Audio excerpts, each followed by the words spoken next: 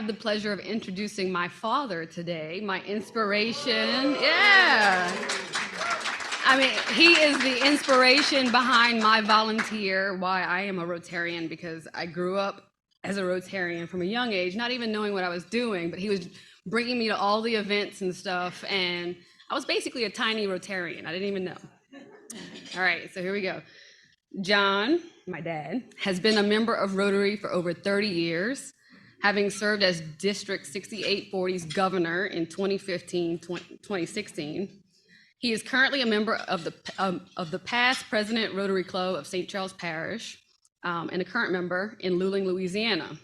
He and his wife support the Rotary Foundation as benefactors, Paul Harris Fellows, members of the Paul Harris Society, and major donors. John was born and raised in New Orleans and holds a degree in sociology from Lake Forest College and an MBA from the University of New Orleans. He is currently retired after serving 40 years in law enforcement as a Louisiana State Police Lieutenant and a St. Charles Parish Sheriff's Office Major. He has been married to his wife, Terrell, my mom, for 44 years, and they are proud parents of 2 sons and 1 amazing daughter. And his granddaughter, Cassidy, is here. He has served as a counselor at the Youth Study Center in New Orleans, a CASA volunteer, and a mentor in the St. Charles Parish School System. His favorite Rotary project is Lunches for Learning, which provides school lunches for elementary school children in Honduras. John Cornwall. Lunches for Learning is the story of a children's champion. I'm going to tell you the story's champion, and I'm going to also tell you the story of my club, my districts, and my family's support of the legacy left to us by this champion. Ron Hicks was a member of the Rotary Club in Montgomery, Alabama. He was interested in making a trip to Central America, motorcycle trip, and he invited friends of his to make the trip with him. And they said, sure, we'll go. But every time it came time for the trip to take place, they all had something else to do. So he finally decided, if I'm going to do this, I'm going to have to do it alone. And he did. So he wanted to travel through Mexico, and his final destination would be Costa Rica. When Ron started his trip through Costa Rica, he was amazed by when he started his trip to Mexico, he was amazed by the poverty, the stunning poverty that he saw along the way. But one particular incident really stuck out in his mind, and that was the border crossing between El Salvador and Honduras. When Ron arrived at that border crossing and stood there getting ready to go through customs, he felt a little tap on his leg. And he looked down, and there was a little girl who was very dirty with tattered clothes, looked like she had been searching through a dumpster.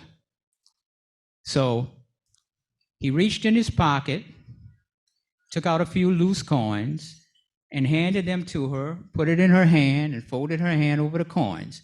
And when he looked down at her, their eyes met. And the innocence that he saw in her eyes reminded her of his daughters at that age. Now, Ron completed his trip, made it to Costa Rica, and then flew back to Atlanta.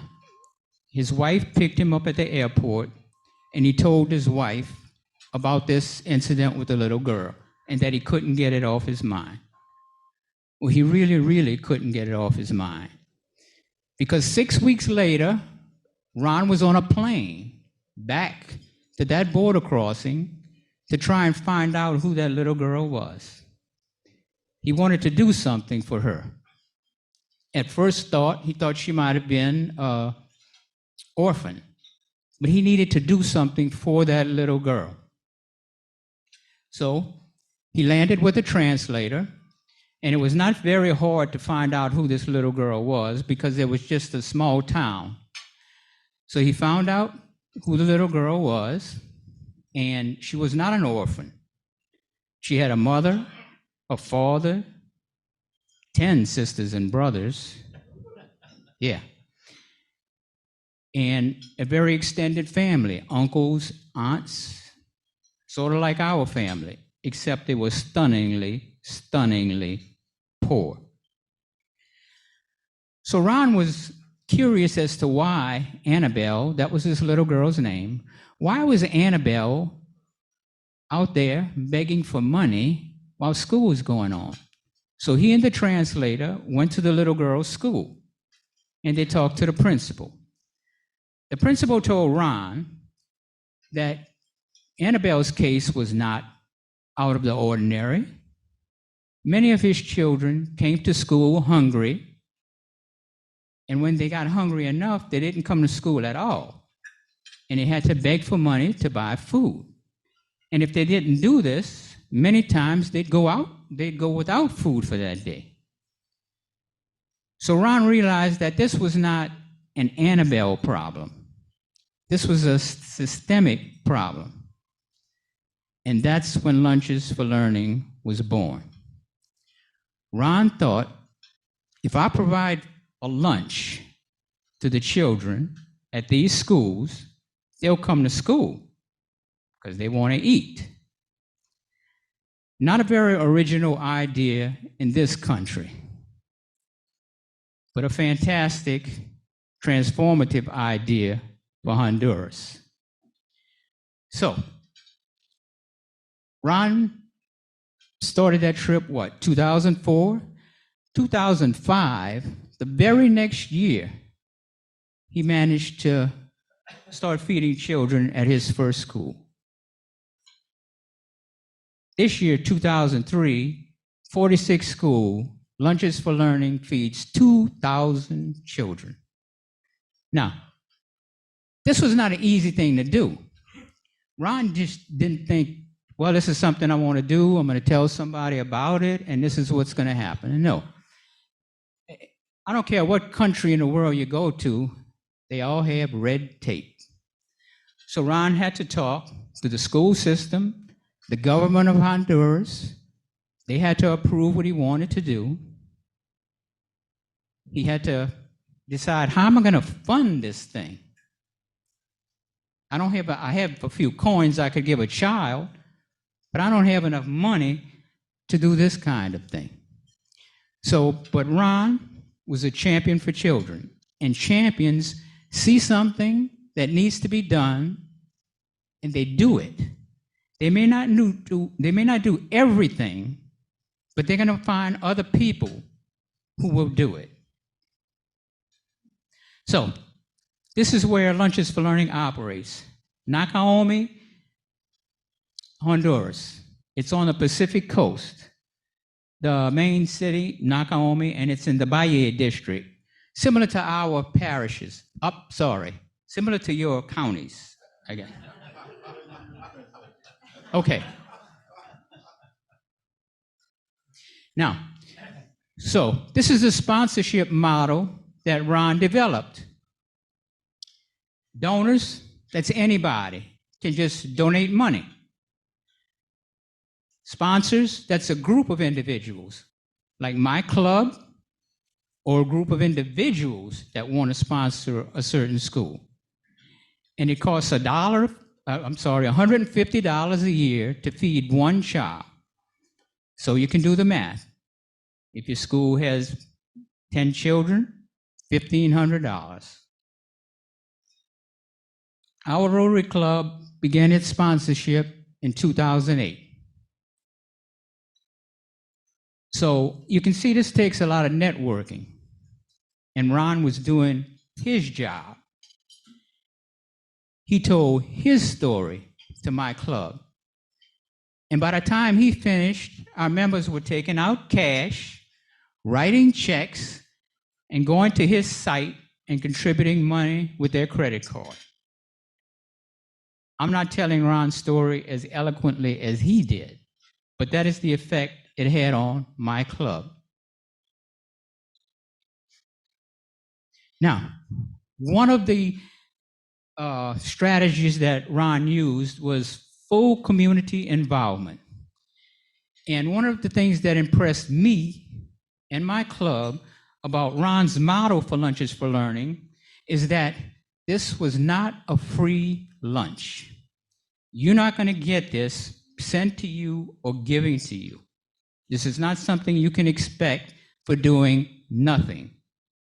So, Monday through Friday, or however many days you attended school, you're going to receive lunch, but you had to go to school. Now, the community also had to participate because Ron had to figure out, with most schools being without electricity, without running water, so there's no refrigeration, what kind of food can I feed these children? So the mothers prepare the meals, and the principals at the school promise to take care of the inventory and provide Lunches for Learning with a listing of how many meals were served at that particular school for that particular month, because that's when Lunches for Learning provides the food. So this is the Lunches for Learning rice, lunch. Rice, beans, milk, chewable vitamin. Looks a lot different from that spread you got in the back there. But like I say, no refrigeration, no running water, no electricity. You have to be able to work with what you got. So Ron hired some Hondurans, 3 Hondurans. The program has 3 Hondurans working in Honduras and 2 employees here in the United States. And that's it, 5. And that was another thing that impressed us about Ron's program. He ran it like a business. Their mission, for Lunches for Learning mission, is to provide lunches in the schools. No mission creep. We're not building stuff. We're not doing anything. We're providing lunches in the schools, period. So another strategy that Lunches for Learning uses to network and build up a financial base is they offer trips, a day in the life and sponsored trips. Now, a day in the life is you can just go down to Honduras, visit some schools, and see how the program is being run. Sponsored trip dates are basically the same thing. Say, I'm a sponsor, my club is a sponsor, so I can take a trip date, a day in the life. And I just go down there, visit 3, 4, 5 schools, and check out how Lunches for Learning is doing the job. Now, the graduation trip dates, that last one, is when a sponsor shows up to graduation, which is in November. Their school year runs from February to November. And finally, we joined the program in 2008 and made our trip in 12, I believe. That's our school, Escuela Nueva Honduras. And it's basically a brick and mortar building with 3 big rooms and toilet facilities in the back. So yeah, 2012, we made our first trip. And we've made 7 trips. You know what killed us after 2019? COVID. Now,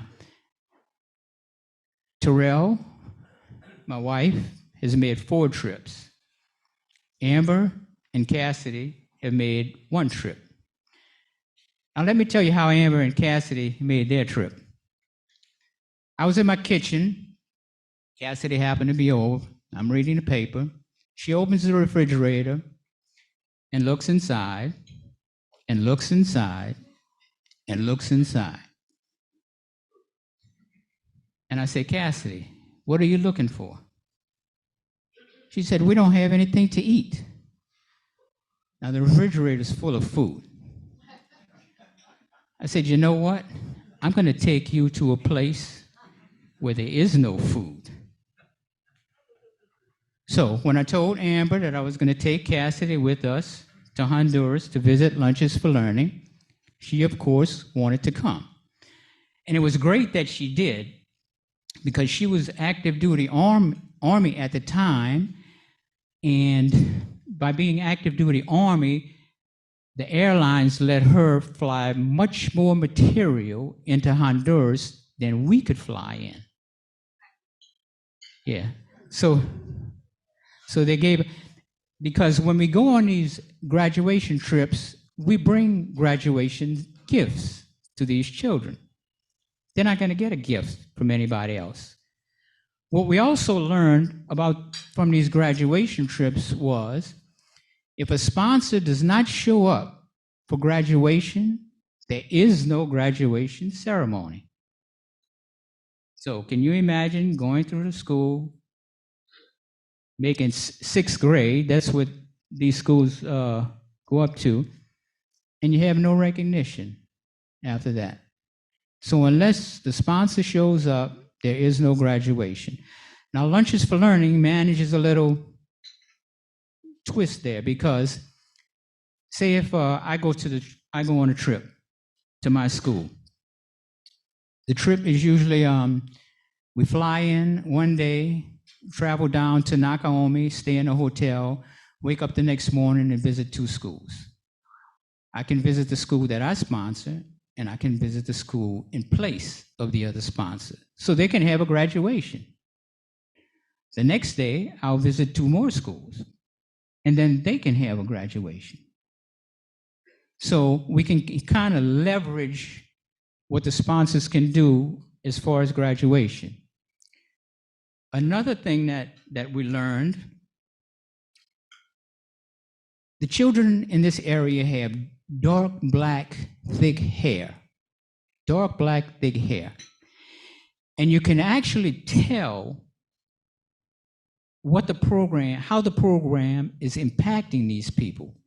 Because when the younger children of the children who are enrolled come to the graduation, many of them have brown, stringy hair. It's called malnutrition brown. They're not going to school. They're not eating every day. The children in the school are, and believe it, even with that meager menu, they don't suffer malnutrition. Now, when I was governor for 2015-16, our governor gets to pick a theme or something that you really want to get your district involved in. So what we did with a district and a club grant, we flew some people from Lunches for Learning down to our district, and they toured our district. We had 2 principals from schools in Honduras, 2 employees from Lunches for Learning, and 1 student who had gone to school at a school that had the Lunches for Learning program in place. Okay, so 2020, empty classrooms. So Lunches for Learning is pretty much shut down. There are no students. As a matter of fact, that first year of COVID, Honduran citizens couldn't travel. You had to have some kind of paperwork. Let me see your papers. If you wanted to walk around in Honduras during that first year. So there was nobody, even if there were children in school, Lunches for Learning employees wouldn't have been able to get there. 2021, Plan B. Now, second year of COVID, Honduran people can travel a little bit more than they could travel before. So, again, no free lunch, but Lunches for Learning decided to provide lunch for every child that was enrolled at a Lunches for Learning school. They didn't give you a whole lot. If it was Monday through Friday, they gave the family enough to feed the children who were enrolled in that school through Monday through Friday. Now, of course, a mother's not going to take all that food home and just feed those children and not feed her babies. You know, that's going to happen. But hey, you live with some things. So that was plan B. But again, it wasn't free.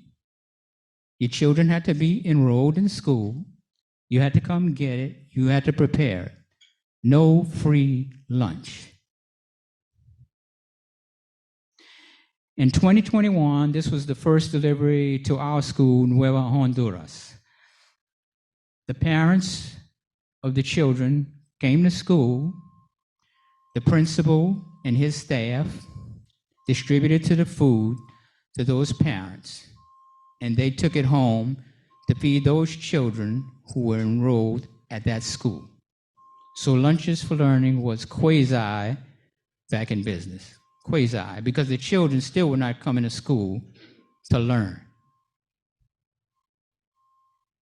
Now, this is a picture a little boy, 5 years old, gave me on one of my trips. You see the Honduran flag, and you see mi escuela, my school. This could be from one of our children. Change that flag and change mi escuela to my school. These children are no different from our children. Our children's parents won the lottery. If you were born here, or if you were a naturalized citizen, and I saw almost everybody stand up. I don't think I didn't see anybody stand up. You already won the lottery. You don't have to worry about buying, what is it called? You can tell I don't buy them that much. But anyway, you don't have to buy a ticket. Your parents bought the ticket for you. You were born here. They weren't. Those children are no different from our children, except the fact that they're starving. And if you don't take care of children when they're children, when they're adults, you're going to have problems. You're going to have developmental problems. You're going to have problems because they don't know how to interact socially, control their emotions, any of that stuff that we teach them, and they learn based upon the fact that they're getting current nutrition. You look at some children and you might say, what planet is he on? He's not on the same planet that I'm on. And that's true, because he wasn't on the same planet that we're on when he was born. Poverty will do that to children. So I would suggest that one of the biggest things you can do is help children develop. Because if you don't, they're going to invade your planet. District 68 40 school sponsors, we now have the Edgewater Rotary Club, the Goshen Rotary Club, and the St. Charles Parish Rotary Club. So we have three clubs in our district that belong to Lunches for Learning.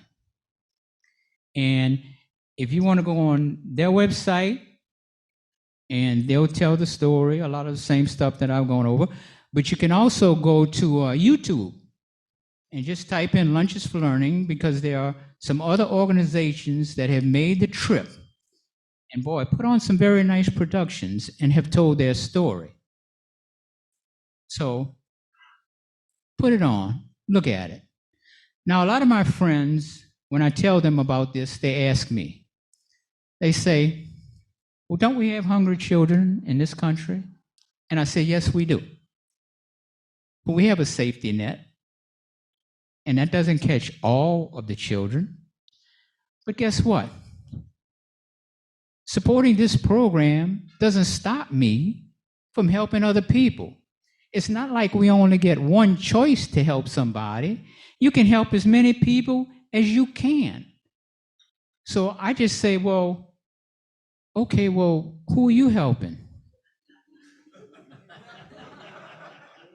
Who are you? Are you helping those other hungry children in this country? I'm dependent on you to help them so I can help them.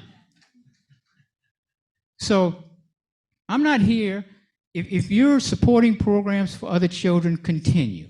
Please continue. All I'm saying is you can help more than one. You can help many. You can be a champion like Ron.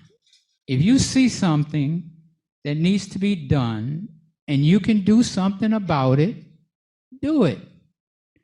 Now, you don't have to do everything. No, you don't have to do everything, but you can network with enough friends who will provide you the support to do what you want to do. I mean, this was a monumental task that Ron went through. This was starting a business in a country whose that problem was not numero uno for them. That problem wasn't even on their list. They probably said, children, what children? At this school. Oh, we have a school down there? That's a lot of the response he got. I was privileged to make a lot of trips with Ron, and he told me about some of the problems he had with Honduran officials with this program, because it might cause pressure on them to provide it where they could afford to provide it in the more affluent parts of their country. Hey, but he got it done. He got it done. That's what champions do. They get it done. They see a problem, they get it done. Ron was a Rotarian, a person of action, just as all of you are. You got 3 generations of Cornwall who have supported this program. Me and my wife, Amber, and Cassidy. I want to ask my other 3 supporters here if they want to say something about the trip that they were on. Cassidy, you want to be first? Okay, come on up here.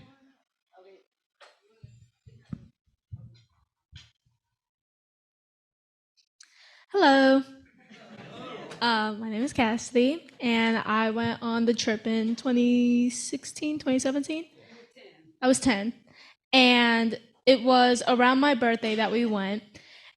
And I remember first getting there and first seeing the children that were there. And since it was my birthday, we decided with the extra luggage to pack some cupcakes. And we packed like maybe 200 cupcakes. And we iced them, we put them in the little cups, and we brought them over to Honduras, and we went over during graduation season.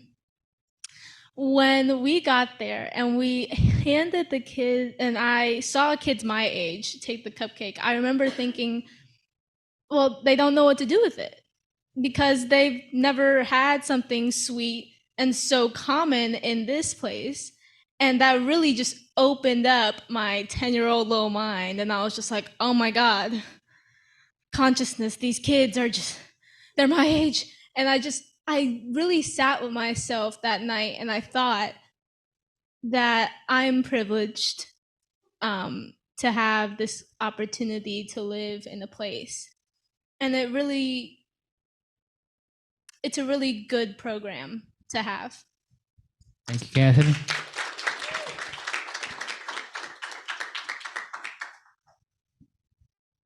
My wife, Sorrel, I thought it would be appropriate that she would give you her take from a mother's eyes because, well, go ahead.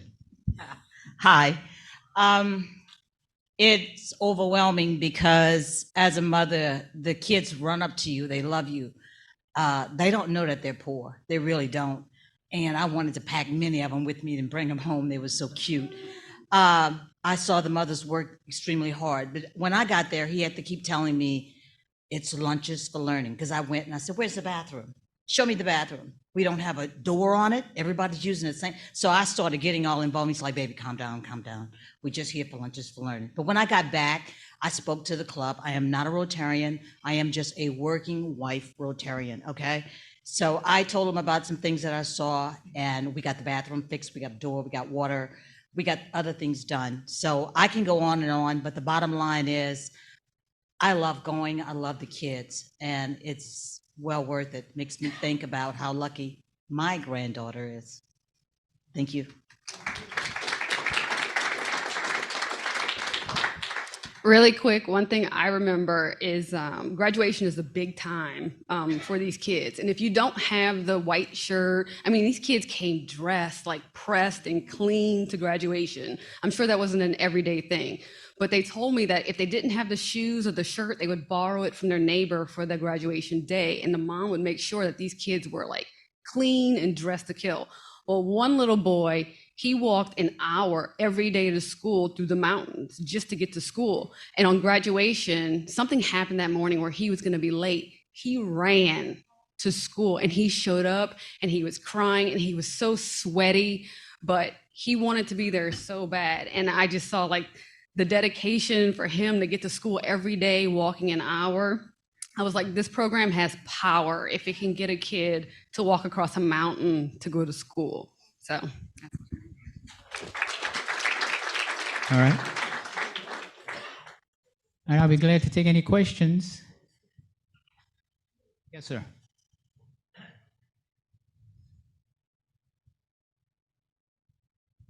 Thank you so much. This is inspiring, and in context of the last week and a half, truly uplifting and just soul-filling. Can you talk to the capacity that remains for this program? Like how 2,000 is a lot. What is the potential capacity and need within the country? Well, the poor schools are in the southern part of the country. And right now, Lunches for Learning is operating, I think, in only 2 districts. So I'd say at least double.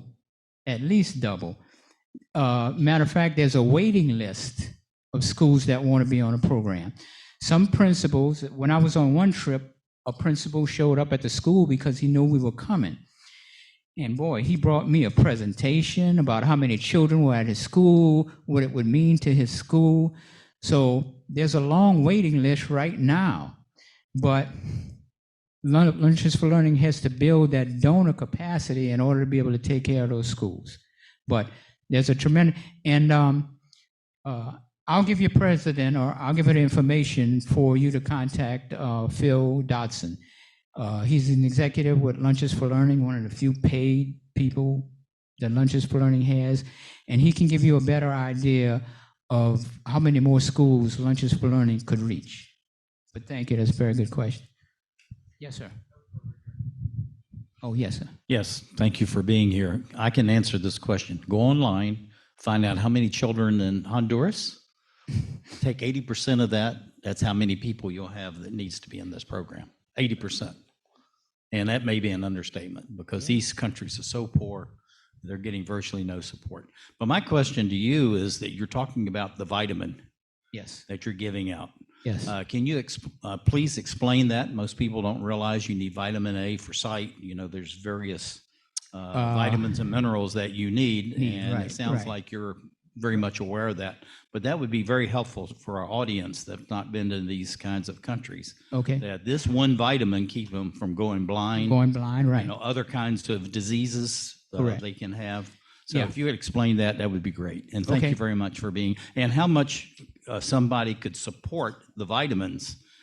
We have a gentleman that's a member of this club, and we need to make sure he gets this because he very well may be able to help you out, but countrywide. Okay. Thank you. Sure. Okay, as far as any contributions or anything, I'm going to give Phil Dodson's information to your president. I don't hawk, you know. Sterling sent me a very nice summary of what he wanted sponsors, speakers to be able to do, you know. So I'm not selling anything or doing anything, but I realize, and I hope you do feel like you can contribute. And I'll give her Phil Dodson's information, and you can contact him, and that takes me out of the middle. Now, as far as vitamins are concerned, Ron, when he put this together, consulted a dietitian who suggested this based upon the resources that were available. And if children don't get certain vitamins, like vitamin A or whatever, they can go blind. And other vitamins affect them in a very adverse, a lack of vitamins impact them in a very adverse way when they are growing up. And you can't correct it once they're grown. So those vitamins are a very important supplement to that meager lunch. But Ron enlisted a dietitian, and they got together and they tried to come up with the best that they could do with the resources that are available. Some of these schools don't even have a kitchen.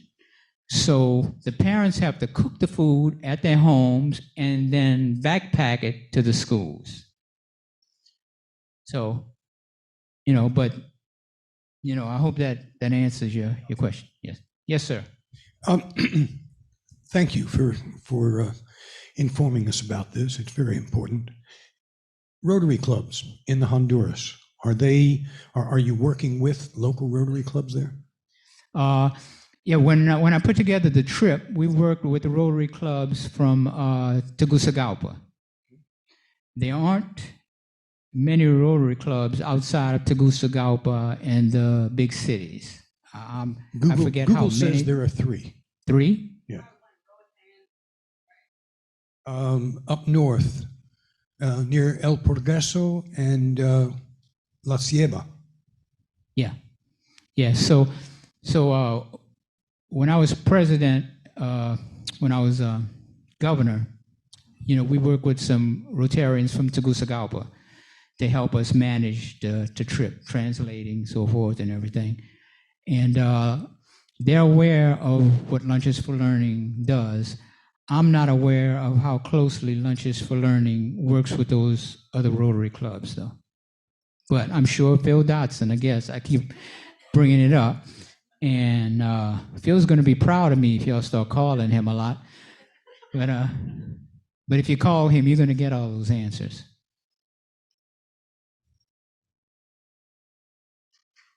Okay. Stay right there, please. Please stand here. First of all, you are an amazing storyteller. You should seriously write a book. I mean, everything that you said touched my soul, and talking about a champion for youth. Thank you for this. For our speakers, our club issues each of our speakers a tree. We plant a tree in your honor, and that's yours, Mr. Cornwall. And there's a GPS coordinates where you can actually find where your tree will be located. And also this gorgeous pin right here. It's one that on yourself. So thank you very much for your talk.